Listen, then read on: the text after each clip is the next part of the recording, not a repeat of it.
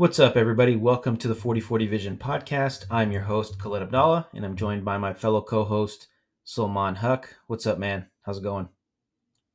Yo, what's going on, man? Not much, not much. I see you wearing your Trey Area shirt. Hey, man, bought it by mistake, but still got a rocket, right? Paid money for it. Who knows? Who knows? He still might be the quarterback of the future. Anyway, Who had knows? to get that little ding in. So today's episode is about fantasy football. So we're going to be talking about the biggest busts in fantasy football from 2015 to 2020. So we're going to do that based on average draft position, and average auction price relative to actual performance. So I think it's pretty straightforward. So you can see that, some of the guys probably coming off career years, all pro years, people spend a bunch of money, draft them in the top of the first round, second round, whatever it is, and then they fall flat. So we'll go ahead and jump right in. So Solman is going to pick one. I'll pick one for the year. So it's a total of 12 players, obviously, in the 6 years that we're talking about here. So I'll go ahead and let Solman go first. Who you got for 2015?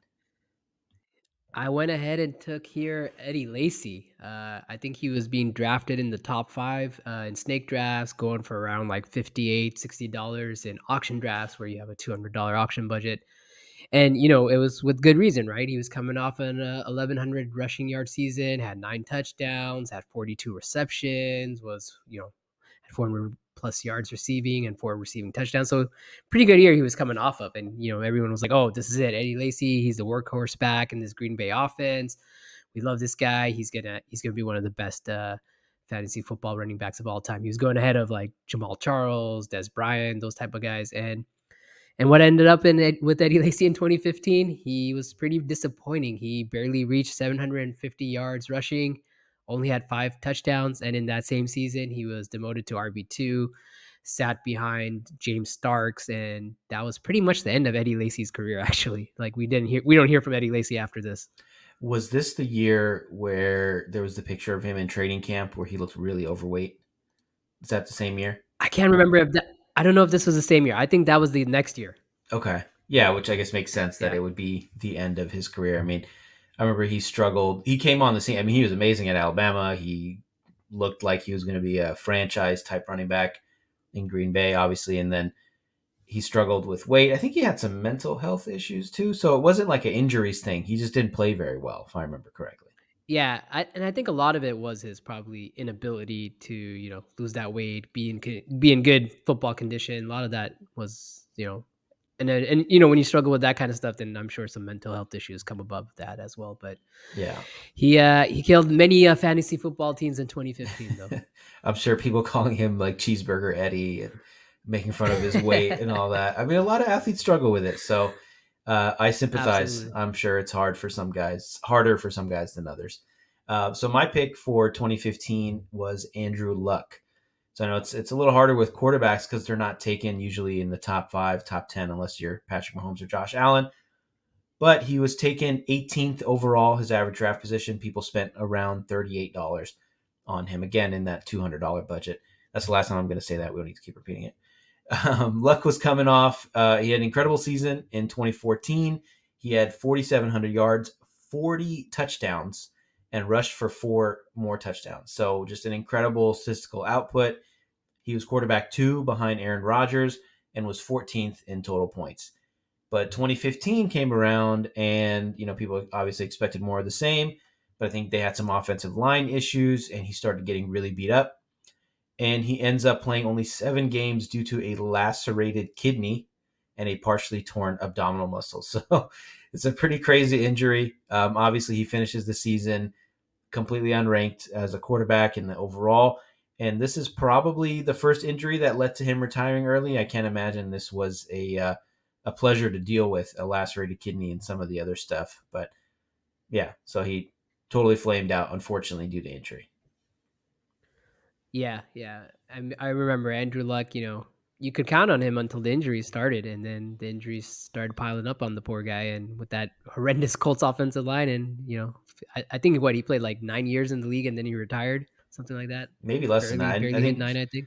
he Maybe came less than that, back. right? Yeah, maybe less than that. He came back after this year, and then he missed a whole season with a shoulder injury, and then it was a whole thing. That's right. But yeah, Yeah. so we'll move on to 2016. Who was your pick for 2016? In 2016, I went with Todd Gurley. He was being drafted here around pick number 6, $50 on the auction budget. This was his second year in the league, coming off a great rookie year the year before, 1,100 rushing yards and 10 touchdowns. Expectations were sky high for Todd Gurley, but I think the Rams had one of the worst offensive lines in the league that year. He couldn't live up to this hype in year 2, and he barely managed to hit 885 rushing yards, only gives you 6 touchdowns. And so, he's being drafted as a top 10 player and as high as like RB3, RB4, and he finishes as RB15. So, really disappointing if you took Todd Gurley in 2016 in the first round, whereas he's probably a third round, fourth round pick, given his production. Yeah, I think some of that probably had to do with a lack of offensive creativity, right? This was still Jeff Fisher. I think John or Jeff Fossil took over after that, but it's still the Jeff Fisher era, and they were awful. I think they were like 4-10 or 4-12, something like that year. So that was Jared Goff's first year too, I want to say. Even if Yep, I not, think that's yeah. right. I think that's Goff's first year. So yeah, even if not, I mean, yeah, it was Goff's first year, so it makes sense that they would struggle with a rookie quarterback and stuff like that. So he would go on to be first team All Pro the next couple of years. So he bounced back and then bounced down again after that with Yeah. his arthritis and all that. But yeah, so it was Yep. just not really injury, just lack of performance. So my pick for 2016 was Brandon Marshall. So in 2015, he was lights out. It was his first season with the Jets. He had 1,500 yards, over 100 catches, 14 touchdowns. He got his first Pro Bowl nod, and he was second team All Pro. And he got to play the whole season with Ryan Fitzpatrick at when he was still pretty young. And he finishes a year as wide receiver 3. The next season, people spend the 13th overall pick usually, so that's top of the second round if you're in a 12 teamer. They spend around $39-$40 on him, and he really just comes back to earth in 2016. He is a lot less productive. He has a bit of a quarterback carousel. He gets Geno Smith for a game, Bryce Petty for 4 or 5 games, Fitzpatrick for 10, 11 games. Obviously, that's not going to be great. And then he had some sort of locker room controversy or fight with Sheldon Richardson, who's probably not a guy you want to fight. He ended up playing all 15 games, and he finished the season with under 800 receiving yards, only 3 touchdowns, and he went from wide receiver 3 all the way to wide receiver 52. And this was kind of the beginning of the end for Brandon Marshall. Yikes! Yeah, that's a big drop off there. Yeah, Wide receiver 3 to wide receiver 52. Oh man, yeah. yeah.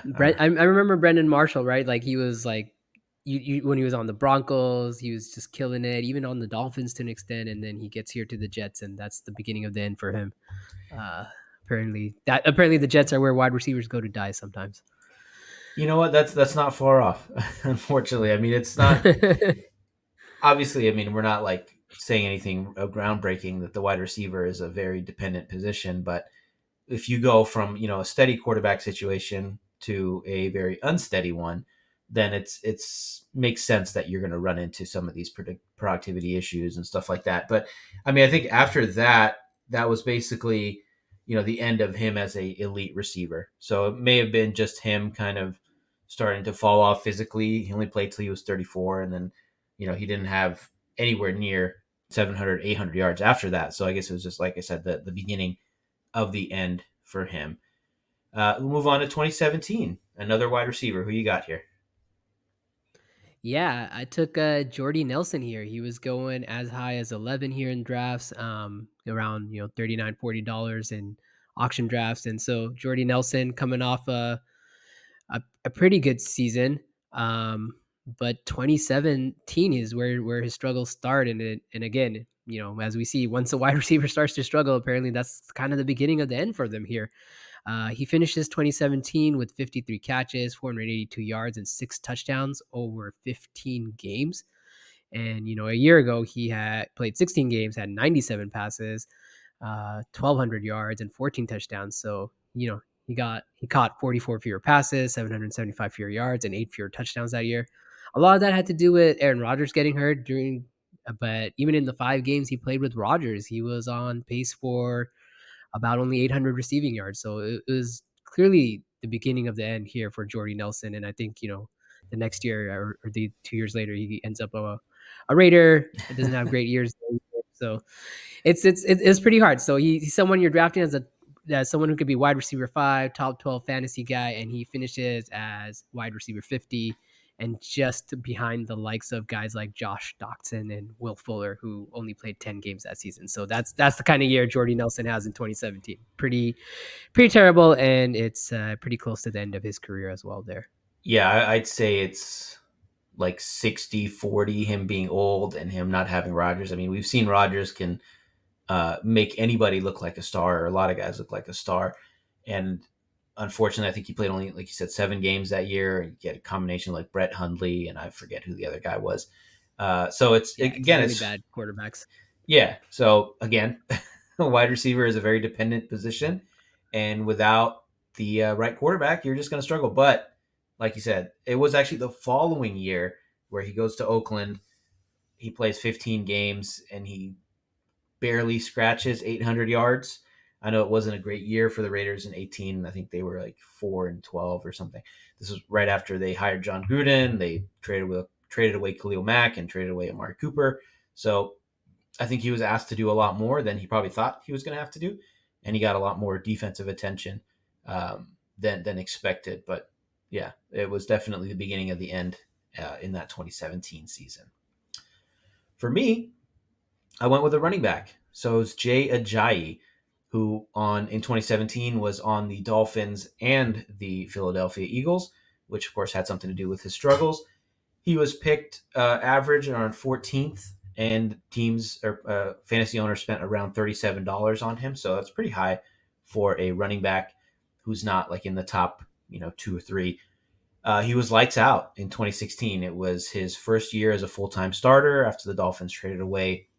I want to say it was Lamar Miller. Takes over the job, rushes for almost 1,300 yards, 8 touchdowns. He has another 30 catches, which obviously is a big deal in a PPR or half PPR league. 150 yards receiving, not bad. Gets a Pro Bowl nod, and he's running back 11. And you're thinking, all right, the sky's the limit. He's a young guy. It's his third year. He's entering his prime. Instead, he gets traded to the Eagles maybe a month into the season, and he ends up sharing carries with LeGarrette Blount, which I'm sure was great for him on a personal level because he ends up winning a Super Bowl that year as the backup running back in Philly. But he puts up only 800 yards and 2 touchdowns and ends the season at running back 33. So, again, great for his personal life and his trophy cabinet, but that's about it. Yeah, absolutely. And it was weird. I don't know why Miami just kind of was like, "Hey, we're kind of done with this guy." Like a year later, and they're just like, "We're gonna ship him out.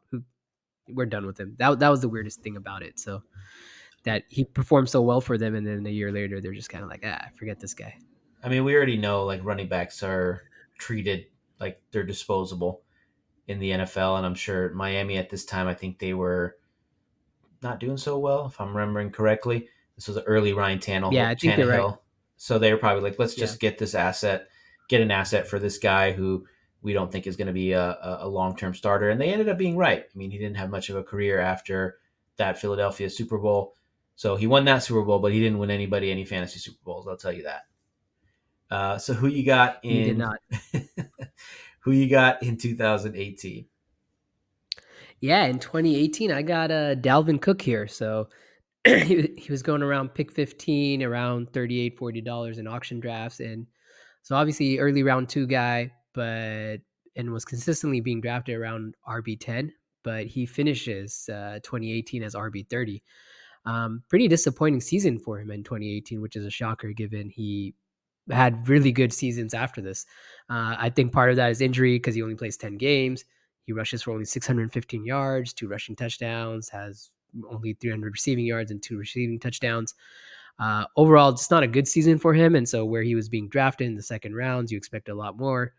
Obviously, some injury concerns, but he surprisingly bounces back the next year, puts up, RB top one of the top RB seasons in fantasy and has a great year the next few years, and then again he declines again. So it's very Mhm. interesting where you have like these running backs that kind of have one year of where they're just like not good, and then they just kind of bounce back from that, and then they put up great seasons, and then you see the decline again a few years later.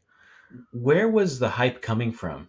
This was his second year. I think he only had like 200 yards the year before. Only played like 3, 4 games. He's a second round pick. So, do you remember where the hype came from coming into 2018 and I, why he I, was I think so it highly was drafted? yeah I think people were hyping him just because he was. I think this is this the year the Vikings get Kirk Cousins, or this is before Kirk Yeah, Cousins that took was over. Kirk Cousins' first year This was first year, yeah. 2018. Yeah. I think people are kind of hyping it up that he's clearly the starting running back in Minnesota. They have Kirk Cousins. They have the top wide receivers, so he's gonna get a chance to kind of shine in this offense. Is Hmm. is where that hype was coming from, and I think just being that starting running back and showing some potential.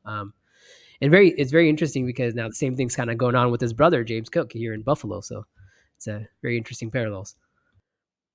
He's a really interesting case in general. I mean, you wouldn't think that a guy like him would be begging for a job, essentially.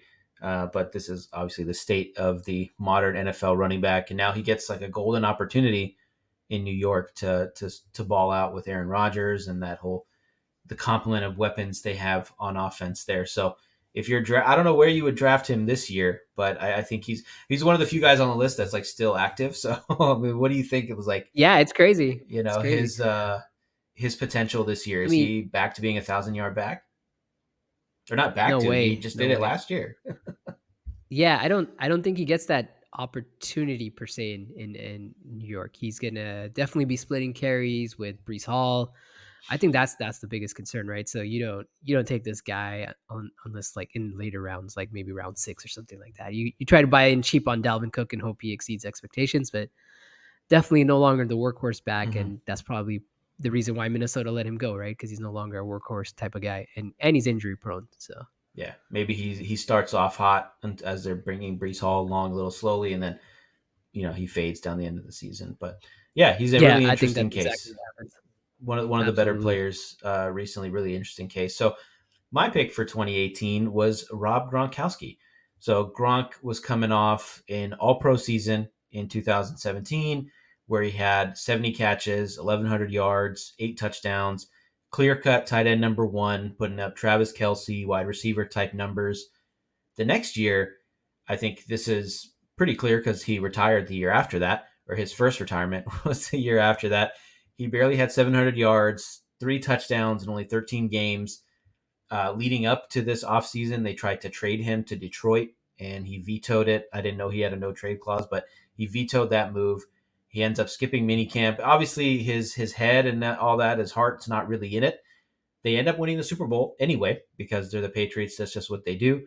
And he played pretty well in a pretty boring, low scoring Super Bowl, but he was one of the key players, obviously, for the Patriots. But in terms of fantasy, he doesn't live up to his average draft position around 21, which is pretty high for a tight end, and the $31 that folks spent on him. And if you remember the season, he was moving really, really slowly, and he looked like Frankenstein at this point, basically. Yeah, I definitely remember that. I'm like, wow, this guy doesn't look like he wants to.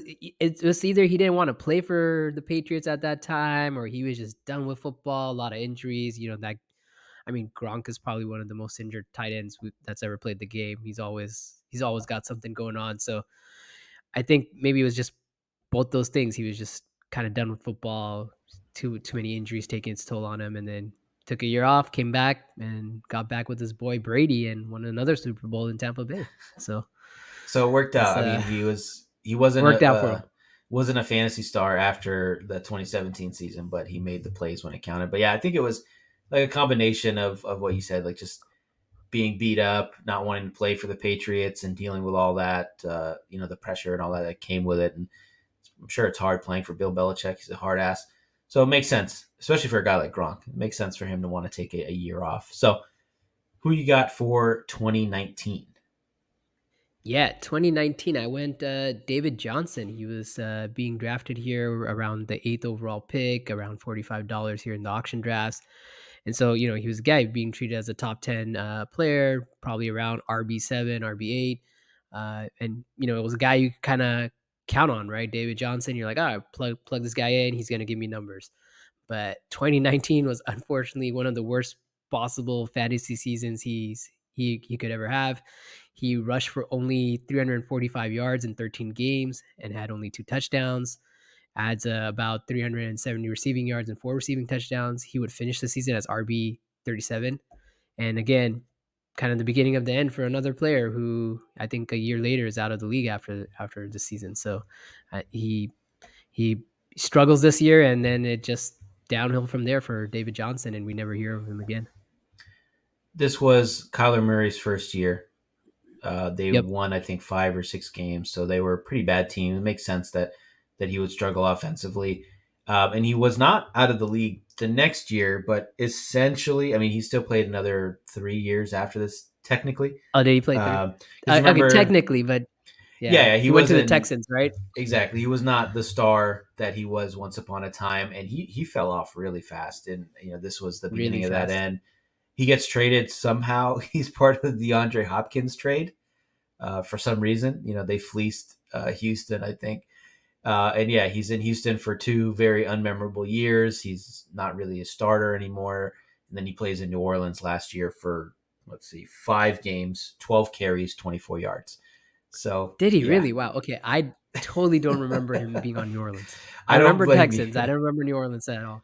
So It was a tough year last year for this. I think they started like they brought back Mark Ingram. They had Latavius Murray at some point. There was just like a revolving door at running back, so they were bringing in just about anybody, and obviously it did not go well for them. And yeah, he's I mean he's only 31, which I guess is pretty old for running back, but yeah, he fell off very very quickly.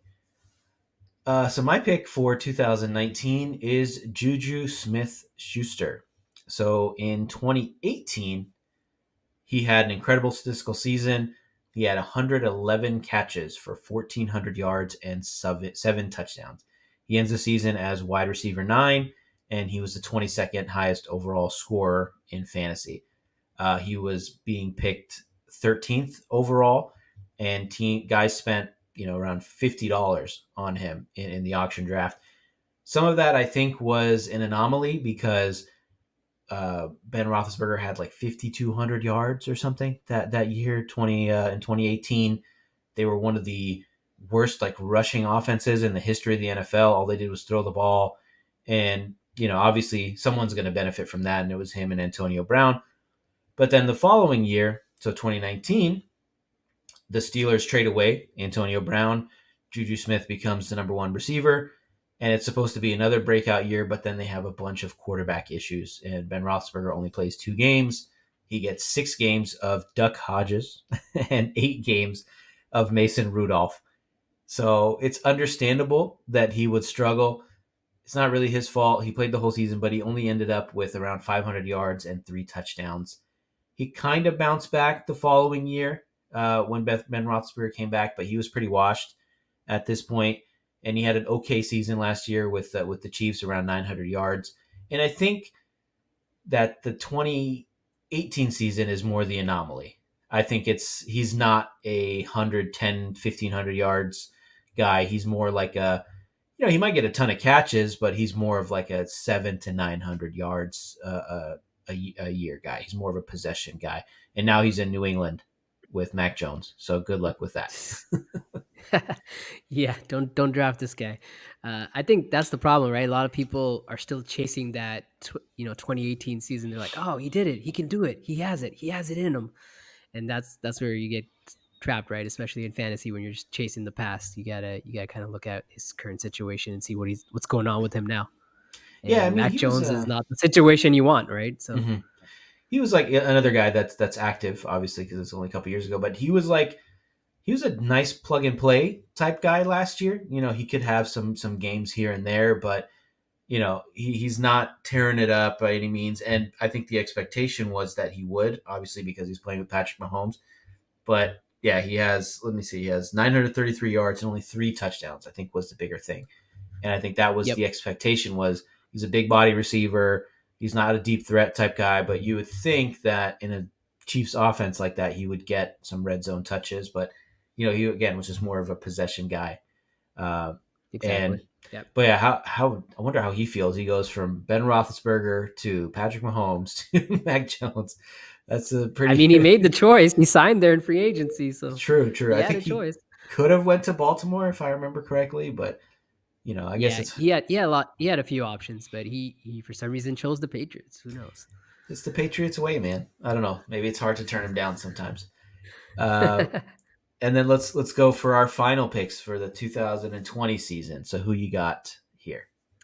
Yeah, I got Clyde Edwards Hilaire. He was being drafted around pick 6, pick 7 in the first round here. $40 there in auction drafts, and it's a pretty unprofounded hype for this guy. He's a rookie with high hopes. The Chiefs just won the Super Bowl. They drafted him in the first end of the first round. Everyone's like, "Oh, this is the guy. This is the guy the Chiefs were missing, right? He's going to be the high-powered running back there, right?" And people are widely expecting him to be RB8, RB10.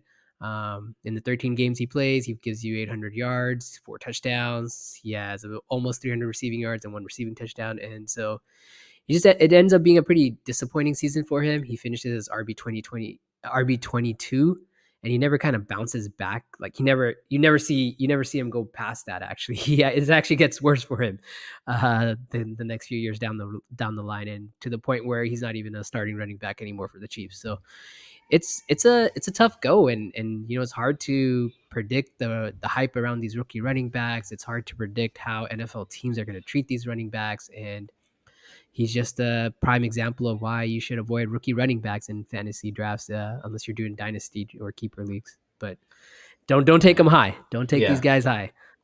I think Dalvin Cook probably would have been your best dynasty pick after that bust of a year because he has like 1,500 yards the next couple of seasons. Exactly. Yeah.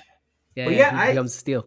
I mean I remember them drafting him at the end of the first round. This was them coming off the Super Bowl win, and it seemed like, or maybe this was the year after they lost to the Patriots, but it felt there's some hubris in the pick, right? It's like, we're the Chiefs, we have everything, and we're going to draft a running back in the first round, which is just teams just don't really do that anymore. I guess it's more forgivable at the end of the first round versus the top. So he looked pretty good in LSU, and then you think about the offense that he was playing in. He's playing with Joe Burrow.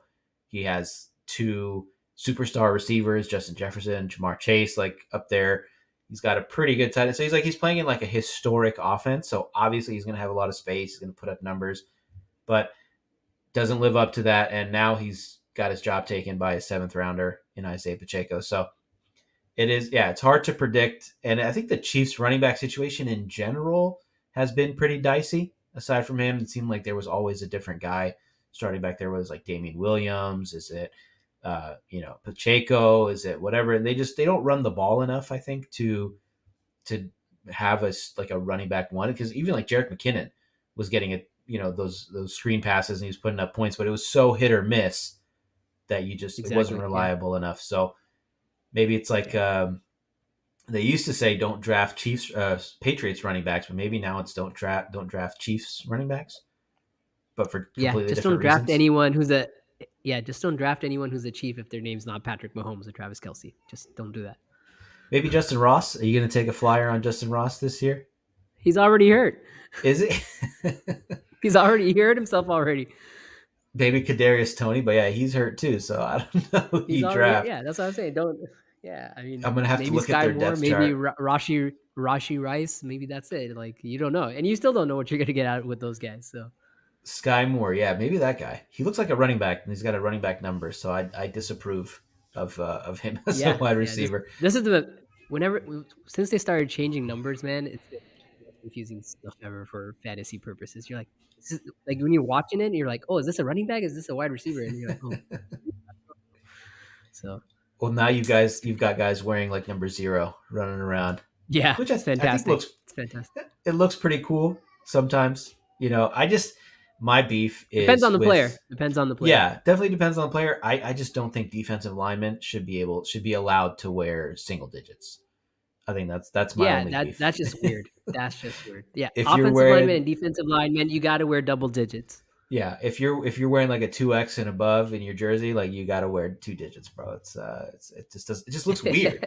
I'm not a fan. Yeah, you got to Um, wear a number above 50 if you're on the line. so my pick for the 2020 season was Michael Thomas, so a wide receiver for the Saints. He was special. I put special in all caps in my notes in 2019. He had 150 catches, over 1,700 yards, 9 touchdowns. He was Offensive Player of the Year. He was an All Pro, Pro Bowler, maybe the best receiver in the league that season, statistically and otherwise. He finishes the year obviously wide receiver one with those numbers. He finishes seventh overall in fantasy points. The next year, actually, I should say that he was being drafted around fifth overall, and that's some very special companies. Teams, guys were spending around $55 on him, and the next year he just has a really really strange season in 2020. He uh, gets hurt in week one. He has a high ankle sprain, misses several games, gets suspended because he gets in a fight during practice with CJ Gardner Johnson. He comes back in like week nine, he plays, he's okay. He does all right. And then he ends up going on IR for like 2 weeks, which was very strange again. And he comes back in the wild card game. And that was in the wild card game, he scores his first touchdown of the season. So in 7 games, he has 40 catches for 438 yards, which is not bad. If you divide that up, it's not great, but it's okay. And again, no touchdowns, which was the big thing. And it was a weird combination of the injury and also him being kind of a shithead because he got into that fight. I'm sure it caused him a lot of issues. But the funny thing is, like, it must have been a much worse injury than reported because he missed all of 2021 with the ankle injury. And last year, 22, he plays just 3 games. And now he's 30 years old. He's looking good. I mean, I'm seeing clips. I'm obviously following the Saints a little bit closer now because my guy Derek Carr is there. But I'm seeing highlights in training camp. He's making catches. I think he played in the last preseason game. I may not be mistaken there, but he looks healthy now. But it was just a incredible fall off for a guy that looked like he was going to be the next great receiver in the NFL.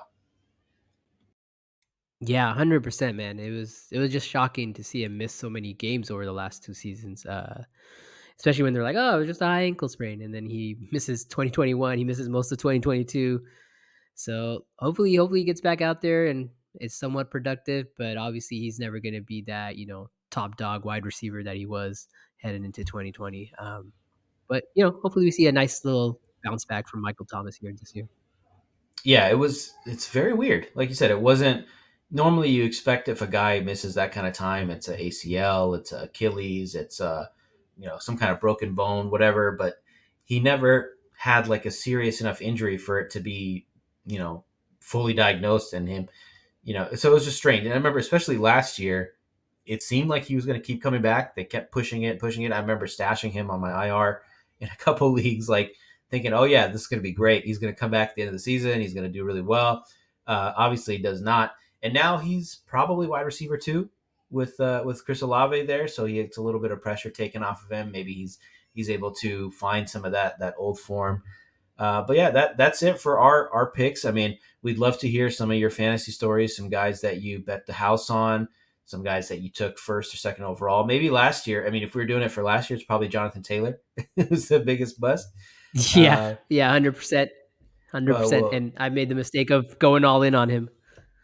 yeah, I picked McCaffrey pretty high in a couple leagues, and I thought that things were going to go bad, and then obviously it worked out because he ends up in a better Give me a situation. name for this year, Khaled. Give me a name for this year. Who do you think For will be a a bust this year? bust, I mean, Yeah, who's top five? We're talking about Justin Jefferson. I don't know who else. There's no really running backs, Jamar right? Going Chase. Jamar Yeah, Chase, Travis I mean Kelsey. Taylor's going up there in the top 5, 6 picks. Tony Pollard. Tony Pollard's going up there. Christian McCaffrey's going up there. Yeah, CMC. Bijan Uh, Robinson, right? He's getting top 10 buzz. Bijan Robinson. Yeah, I think that's my pick, Khaled. Bijan Bijan Robinson. Robinson. I don't think that's my pick for this year, Explain but we'll see. why. Just give me Uh, 30 I, seconds. I I just don't. Okay, all right, 30 seconds. I just don't like his situation. Right, he's got Desmond Ritter as his quarterback. That's a pretty poor situation. The Atlanta line doesn't look great. He's likely in a timeshare with Tyler Algier, Cordero Patterson. So a lot of factors going against him. Talent wise, yeah, dude's supreme. But if you're banking on him this year to give you production, I think you're going to be sorely disappointed. Definitely a dynasty guy, long term value for sure. But Mm-hmm. this year, stay away from him. He's not going to be good. I'm I don't know if I agree Not with not that. not if you're picking him in the top 10, I you're gonna get burned. Sure, sure. I can see that. I think he'll do really well. I mean, this offense is geared for that. Obviously, he is in that timeshare, like you said, with Algier and Cordero Patterson, but he's like a top 5 pick, so or whatever he was. So he's going to get a ton of carries, ton of touches. These days, teams are like, we're going to burn this dude out in the first few seasons while we still have him on his rookie deal. And I think the Falcons probably run the ball more than anybody else, and they have a more run focused offense than most other teams. So I think he'll be good. My pick is going to be Jamar Chase for a potential bust. I think Jamar Joe. Chase, wow, okay. Yeah, it's more to do with Joe Burrow. He's already hurt. I think he's going to miss a few games. I honestly don't know who their backup quarterback is. Uh, I don't either. we should probably look that up and see if he's somebody decent. Maybe you can look it up while I'm talking here. But that's my pick. I mean, Joe Burrow had that weird calf injury. I think it was like he got carted off. You don't usually get carted off for a calf strain. So that's my main concern. I don't think it has anything to do with his talent. I mean, I think we've talked a few times. You know, there's been a few guys on this list where it wasn't really a talent issue; it was just a quarterback issue. I mean, Juju, Brandon Marshall, Jordan Nelson, whatever. I mean, obviously Jamar Chase is head and shoulders above all these guys, but I think it's just more about Joe Burrow and the quarterback situation. Yep, and Joe Burrow's backup is apparently Trevor Simeon. So It's not that's good great. luck to Jamar Chase if Joe Burrow doesn't come back. It's not So the yep, worst, you I like know. it. It's not a rookie. At least he has a veteran guy that has started some games. But yeah, that's a high powered offense. Regardless, you know, he's got a lot of weapons around him. But yeah, not ideal. So I think it'll be relative to expectations similar. I don't think he's going to be like 400 yards or whatever. But I don't think he's going to be worthy of a top 5 pick. All right. All right. We Yeah. shall find out. And we'll do plenty more of these. This is a lot of fun. I love talking fantasy football. We should do like fantasy gems, guys that you picked up in like week 7 that won you Let's Super do it. Bowl. I'm talking like Sam Congato at some point, if you even remember that name. Uh, Wow. That's a that's a gem. throwback, right? That's a real gem, Khaled. That's a real gem, Khaled. That's a real gem. Yeah. Yeah, we appreciate you guys We'll do it. listening. Yeah, make sure to leave us a review wherever you're listening to this podcast. Make sure to follow us on all the major social media platforms. Again, we're on YouTube, Instagram, Twitter, X, whatever you want to call it, TikTok at 4040 Vision Pod. Got our podcast content, plenty of other short form videos and cool what ifs and stuff like that on those platforms. So thank you guys again. Thanks, Sulman. Appreciate you, man.